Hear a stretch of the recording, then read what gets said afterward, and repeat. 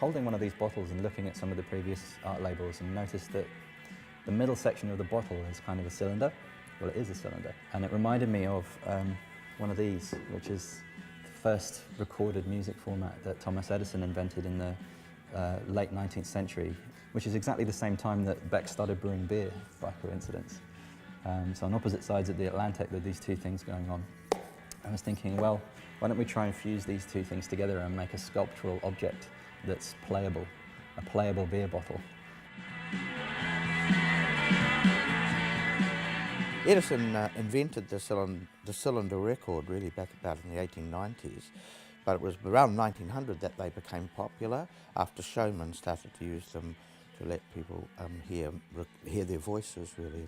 The idea of having another one being made, especially on a bottle, and recording like that is quite unusual. When Beck's first approached us with this project, we were a little bit mindful of the fact that it may or may not be able to be achieved. Our initial concerns were getting a very good audio quality down onto essentially a tube, as opposed to a flat platter, which has been used for all LPs, as you know. Most of our tests were done onto flat platters initially to test the different substrates, because we heard of people recording onto the back of CDs, for example, but we discovered that was quite a noisy surface noise. So we then moved on to painted surfaces and on flat platters, and then progressed onto cylinder-based shapes before we then converted onto the final bottle, of which we only have one.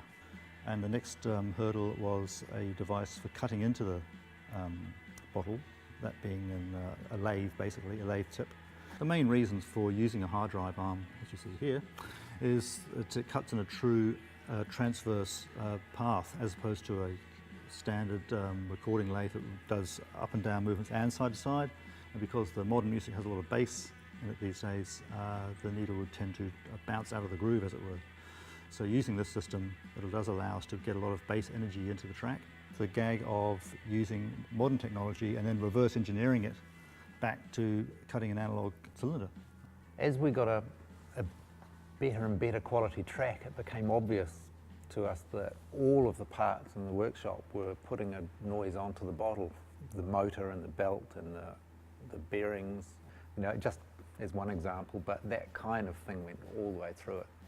So because the physical cutting head introduced certain harmonics, we had to use a little bit of software to bring down certain frequencies that were resonating, so that we had a nice even level all the way through the different frequencies on the outcome on the record.